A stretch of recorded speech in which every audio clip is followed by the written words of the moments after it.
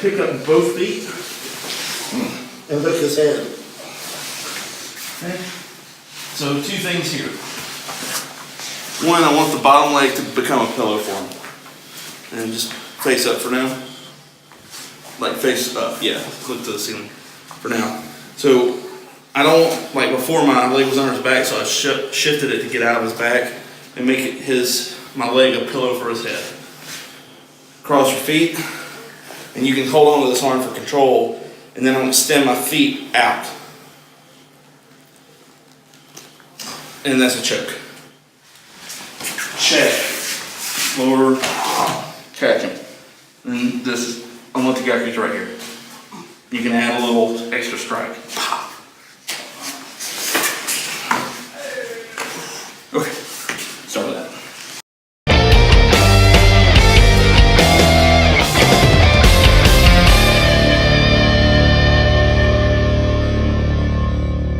Idea is, gotten here, and I've got a headlock on it. And getting out of that. Right? So I'm facing north for this. Alright? So facing north. Yeah. So I see he's getting on me. As soon as I can, I want to get like to my side. Go ahead and come up. Okay. So whether this arm is out or in, I put my forearm against his neck. And I do the same thing here, so I create a frame to create some space, right? And then I want to move my hips out a couple spaces, right? And then I'm going to pick up, right? And then I'm going to pick up both feet and lift his head. Okay? So two things here. One, I want the bottom leg to become a pillow for him. And just face up for now. Like face up, yeah, look to the ceiling for now. So I don't, like before my leg was under his back, so I shifted it to get out of his back and make it my leg a pillow for his head. Cross your feet, and you can hold on to this arm for control, and then I'm going to extend my feet out. And that's a choke. Okay. Can you get the choke if his head's not? Not as well, but we're going to deal with that in a second. It's the same as like doing a rear naked choke. His chin has to be aligned with your knee, like in a rear naked choke, it's aligned with your elbow. So that your calf and your thigh are cutting off the blood on either side here. And then it sucks. Okay, so one more time. However we got here is I'm going down, of course, I'm trying to get sideways and create the frame. So one arm goes on his neck, the other arm with a thumb full grip pushes. And I'm not trying to resist with my neck, so I don't strain my neck. My neck is nice and relaxed. So scoop my hips out a bit, and if I'm flexible enough, I'm going to hook his head. The key is don't do one leg, do both. Right? I find where my leg becomes a pillow. There's no lock on the arm, this is just a little extra control. Hook your feet. The trick is I'm not doing for the pressure, it's not Suzanne Summers' Thigh Master. It's hook your feet and push your feet out, and that'll naturally create more pressure. So instead of just using the inside muscles, you're using the whole leg. Great pressure. Questions? What if you're not flexible enough? Well, that's the next thing. But I'm sure you'll be fine. Then it's more flexible typically. It'll be harder for us larger guys. If I can get a little bit of bite on his neck, then that's enough. When you practice the neck bite, when you throw your legs up and you hook across his head, be gentle.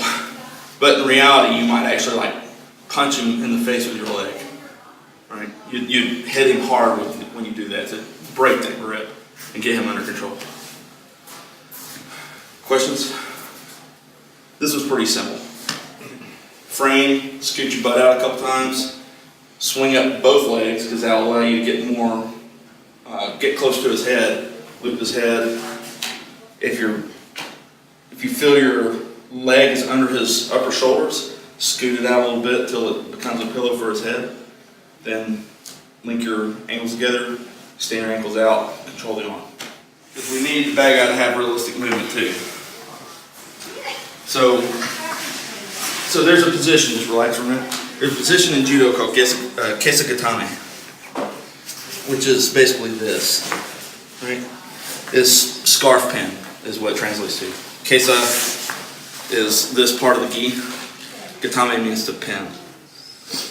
So, for this, my weight's a little bit on my torso weight. And I'm grabbing on, however I need to grab on. Because a real common thing, like instinctive thing for bad guys to do is put you in a headlock. It's not dangerous by itself, it's just a lot of pressure. Like they're not going to be able to submit you from a headlock unless they start changing it into a choke. So notice this leg is posted because it's natural to get ready for him to thrash around, like move around a little bit. And so I can use this to hold myself in position, like, right? So it's not sitting here, because all he had to do really is push on my chest, and he'll push me over, right? And it's not too narrow here, because same thing, he can just push me over basically. Yeah. So I'm sitting up with a decent platform on my legs. And of course, you want to turn as much to the side as you can to have that elbow on the ground. Right? Now you can come across with your frame with the one hand. So this one's here, then grab your own wrist here. You can push against me. Now scoot your butt away. And now throw both your legs up. And wow, you got it, right? Then you can control this arm, just so I don't start fighting with him. So here, right? So you got this tight, and then extend your. Nice. You need to control this if he doesn't. Like, if he does not control this arm, well, now I've got two arms to try to get out of it. And maybe I come right back up and we're fighting again. Turn on one side. If I wait to him to get the headlock here, this is going to be really tough to get out of. So even if you start here, the technique doesn't work from here. You still got to turn. Right? Now it can work.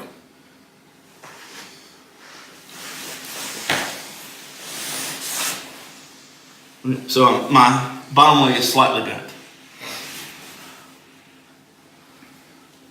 I'm not quite where I should be, so I'll adjust. There it is. Don't be flat. Like really, don't ever be flat. Even if they're mounted on you, you don't really want to be flat. You always want to be at least unflat to some degree. Like what we did the first time we did Nawaza this year. Sitting, okay, don't have all 4 points, hips and shoulders on the ground. At least have one, that's something. Or two, or maybe even 3. Right. If you have all 4 off the ground, then you're standing. But don't be flat. That's very difficult. He's not going to match, and this is important to recognize, like when we did the guillotine escape, right? I didn't stick my head into the guillotine and then try to escape. The uke pulls my head down to get me into the position.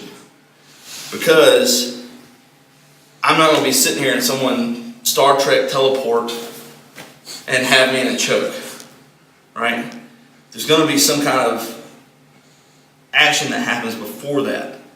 So you recognize that when he's coming in, like we fell down on the ground. Boom! Oh crap! And I immediately get to my side and face it. Right? So, let's say we're here. And let's say we get up to here. Right? And the choke's not working. For crap. So let's say or he turned his head to the side. and is defending it. Maybe he turned away and it's not perfectly lined up, right? But everything's in position. So I'm here.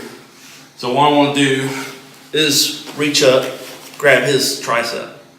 As I release the bottom leg is going to swing out, my chest is going to swing forward. And then I put my weight on him and find here. And this sucks for him because he can't breathe very well. Okay? You okay? Yeah. Did you not expect that? Need to take a breath before the county. So you get everything in position. We'll talk about if they don't release the arms last. Sorry. Okay. Immediately turn on my sides. Form a frame. Get my hips out. Swing up my legs. Get him in position. I'm controlling. For some reason, I'm squeezing, nothing's working. Okay, I don't want to lay here forever. So, I sit up, grab his tricep. Okay? Bottom leg swings out as my chest swings forward. Then my other leg. My weight is on him. Swim under, link this up. And then my feet are wide for base. My weight's on him, it's more difficult for him to breathe. Okay. Just go to that point. Everybody got it? So, you're not getting the tap. It's not working.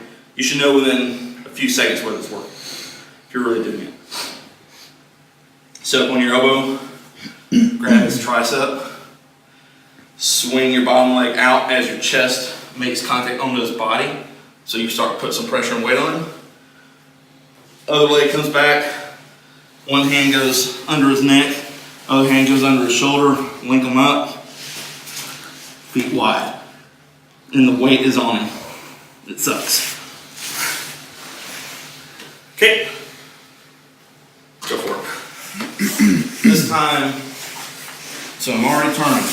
I'm already making my frame here. So scoop out. And so let's say here, I'm trying, and maybe I can't get this, and he's just not letting go. Ah, crap. So what I can do is use the momentum of that, what little I can get on him, to sit up and get myself in this position, and then I'm going to base out. So stay where you are. Because here, he might try to continue to roll me here. If I don't have base, I'll fall on my head. But now, rolling. And I'm not even trying. I'm definitely not pulling back with my neck. I don't want to strain my neck. So from here, once I realize, okay, I can control him a little bit, back knee scoots up towards his back as close to his head. This side, I'll still have base out here. I'm going to clear his leg like this if he's curled up. Yeah.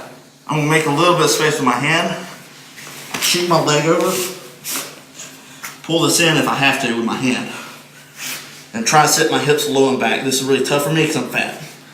So as he tries to go, I can just rest here. Now, put my frame back in place. Here. And I make him let go. So that part is, you're kind of go up at a 45-degree angle. Okay. Hey. I just want to let you know he's here. Okay, thanks. So this keeps him from like throwing me over. Also, if he like starts to turn with his like, well, that's a different thing. So put my frame in, my hips are back, and then angle up. Now, put your weight on his head with my hand, sorry. It's uncomfortable, it's supposed to be. So, Brazilian Jiu-Jitsu version, you throw your foot over and you do an arm lock. Budo Jiu-Jitsu version, you replace your hand with your knee. And get to standing. And then you have to, if you have to, maybe there's more than one guy. Otherwise, don't do that. Alright, so let's do it one more time.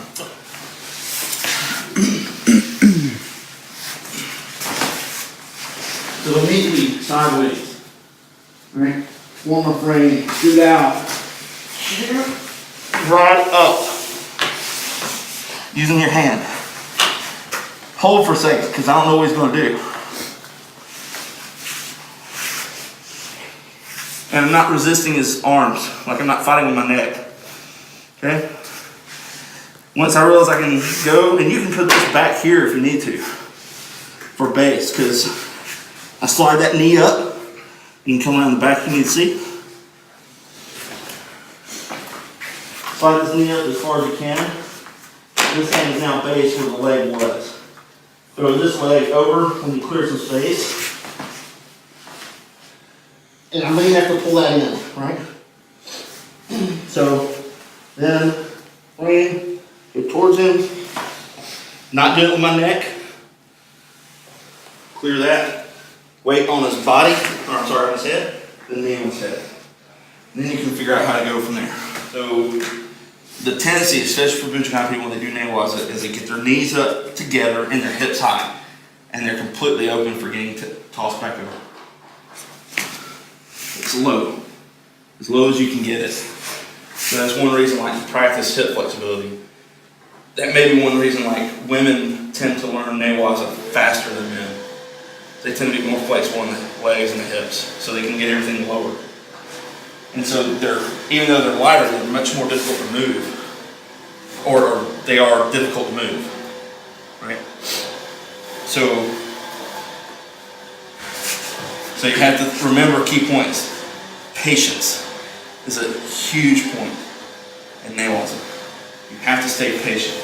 The pace, you can afford to take a little more time than you can if it's standing up and you're trying to punch it. There you really can't afford to take a lot of time. You have to move quickly. Or you have to move with some immediacy, because if you don't, you get punched in the face. So patience, and key to patience is be calm, breathe, make sure you're breathing. Know that if he's just trying to control you, he's not trying to hit you. As soon as he tries to hit you, he has to give up some control, which more times than not, it'll open up space that allows you to escape. So you have to recognize when he creates space for you to escape as well. Sometimes you create the space, sometimes he creates the space.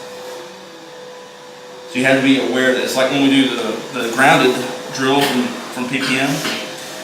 What you're looking for is a space that he steps back to give you to stand back up. It's not that you're forcing it, right? We'll shut that door, please. This one kill that. Oh yeah. Not that it's going to improve much. Yeah, this is going to be loud. Mistakes and all go in the video. So anyway, you wait for the space for him to back up and everything is tactic, and then you're like, oh, that's my chance. And then you get up. So you have to be patient in this to know when your chances are. Yeah. So, any questions on what we did? So now, try to remember just for a few minutes, try to remember all three variations. Bad guys add a little extra pressure, not much, because everybody's not quite there with this one. It's hard enough just to remember it. But add just a little bit of extra energy and pressure. Okay? Check. Lower. Catch him. And this, I'm going to go through right here. You can add a little extra strike. Okay. Start with that. Check. Guard. Boom. Like, don't avoid too much. Right? So you pop. And as you get this, you have to realize like how he punches changes everything. If he punches this way, that instantly changes it. Like, I don't have the mote now. Like, because I have to go too far. If he's here, it's right there. You have to be able to feel those differences. So if he's like here, boom, okay, boom, all right, you start to do something else. But, so if you're the uke, like you have to, when you study a technique, you have to watch both uke and tori. Right?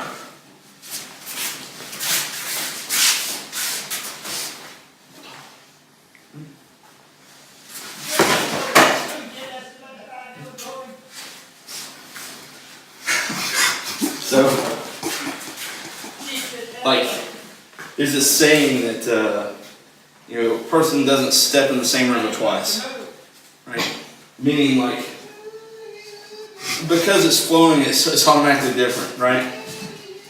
But, so I've already lost my, definitely keep this, because it's kind of gold.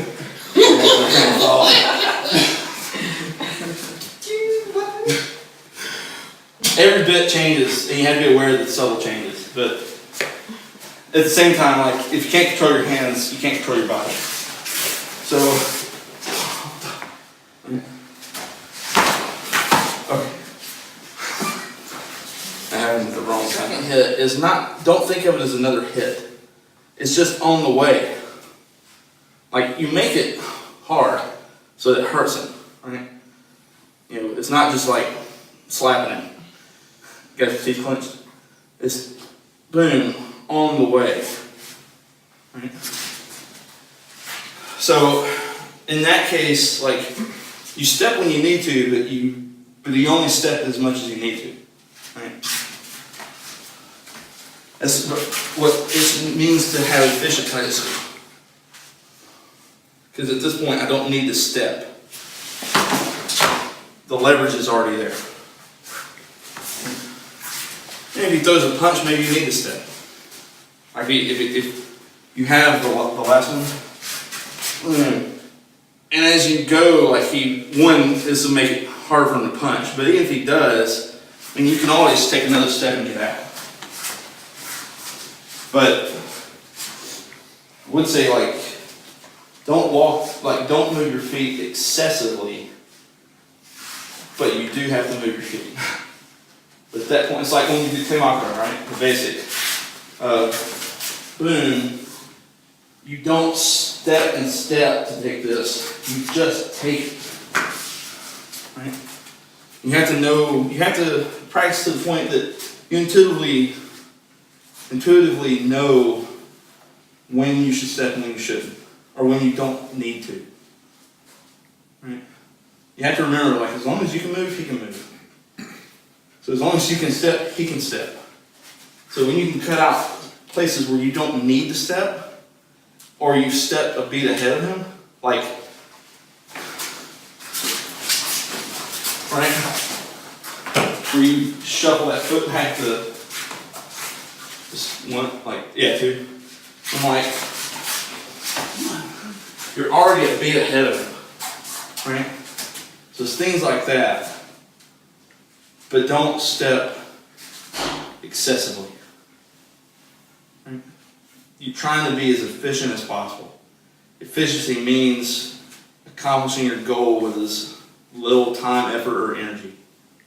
Right? Effectiveness is by default included in efficiency. But something that's effective is not necessarily efficient. It works, but is it the most efficient way to do it? That's true that you can say, oh, the Model T, or you could say like a 1983 Camaro with a 427 engine in it is efficient. Well, compared to what? It's effective, but it's no longer an efficient car. But he might have one. If he stepped on the gas, you could actually watch the gas needle fall. They use so much. Right? Like if he floored it, you could actually watch it start to move. So it's not necessarily efficient. So, you only do as much as you need to do. Okay, keep.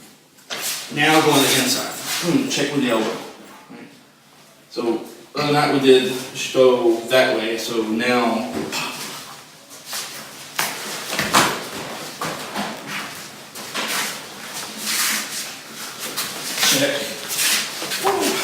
check with your elbow.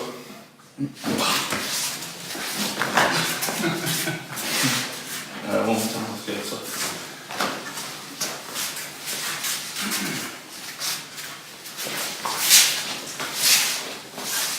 Cover with your elbow. Hit. Cut. Anyway.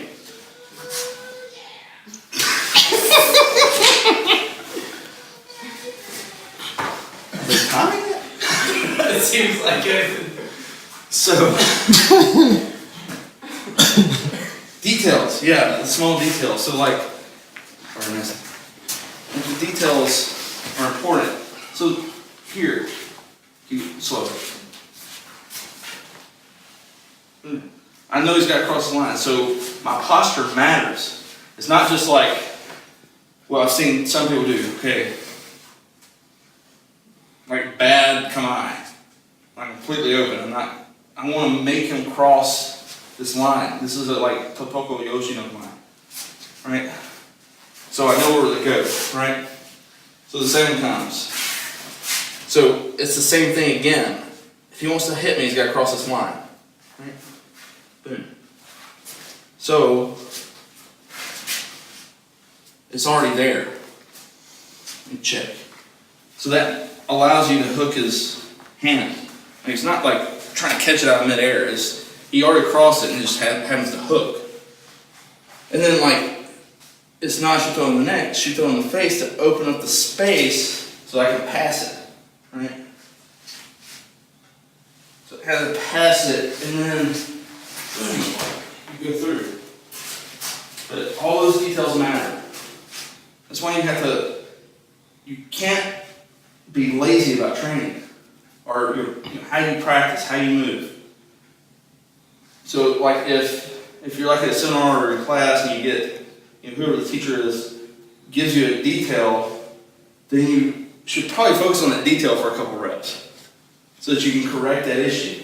If it's always the teacher's always coming back over you and correcting the same thing, like you're wasting your time. Don't waste your time.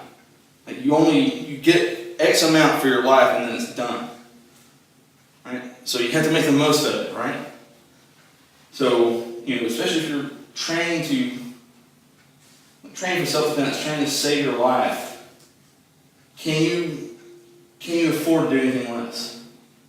Like, and then the big, even more than that, like if you got into a situation and you didn't do so well, or something bad happens, maybe not bad to you, but maybe someone else, right? Do you want to like be able to go home and look in the mirror and say, I didn't train as well as I should have, and have that like guilt on you? Or you say, I put in my best effort, and sometimes even your best effort isn't enough, but at least you can live with a little. You live with that. So you can't afford to yeah, there's a little bit of lightheartedness in training, but you have to take it seriously. Your life depends on it. Right? Like occasionally the joke, but also if you're coming here for fun time or even social time, you should probably just quit. Right? So, if you go to Sun Sensei's dojo up in Ann Arbor, there's a very serious feel there. Like the feeling at Nagasei dojo is different. It's like, this isn't a criticism of other people's classes at Hongo dojo in Japan, but it's a very different feeling. It's hard to describe. There's a seriousness about it. It's not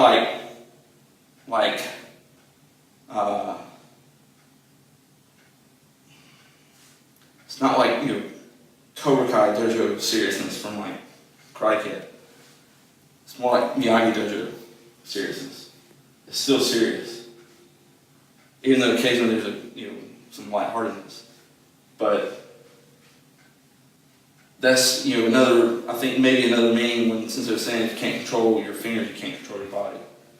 It's like if you're not even putting enough attention to be able to control this, how do you expect to live? Right? What other things, not just in the dojo, but what other things in your life are you letting slip that you're not paying attention to? Right? So you have to have this. You have to take it seriously. Especially when you're hitting each other with, putting on I popped his elbow a little bit.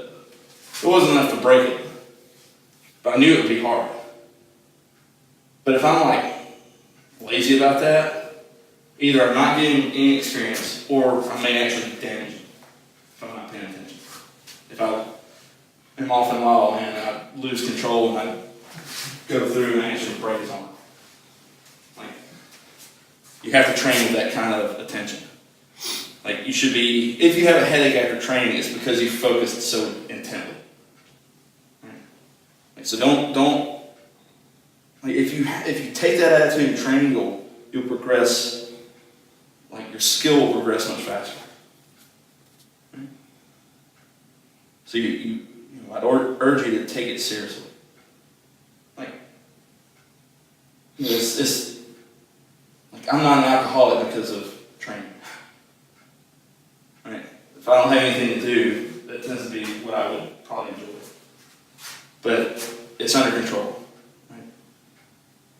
And then you like take care of all the stuff. You don't sit around like just, you know, like I don't remember the last, well, actually I guess I did turn my TV on the other night. And that was just to review a training video for training. I'm thinking about selling that big TV because I don't freaking use it. So, I mean, do what you want in your own life, but you know, if you're here, you have to pay attention. You have to take it seriously. Otherwise, people get hurt, like seriously injured. Like, I've seen it in other dojos where they do a multi-gaku, and the person doing it, both people lacked attention. Tori lacked attention because he's going too hard. Uke lacked attention because he didn't recognize what throw he was in. Broke the wrist, like in a second. So this way you can train and experience a little bit of pain, but nobody gets injured. You definitely need to experience the pain. There should always be pain in the dojo, right? But no injuries. You have to know what you can handle. Yeah. Anyway, it was last time, so it's about. Hey guys, thanks for watching. If you enjoyed it, please subscribe, hit the little bell button so you get notifications for the next video, and be sure to give a thumbs up and share it, like and comment. Thanks.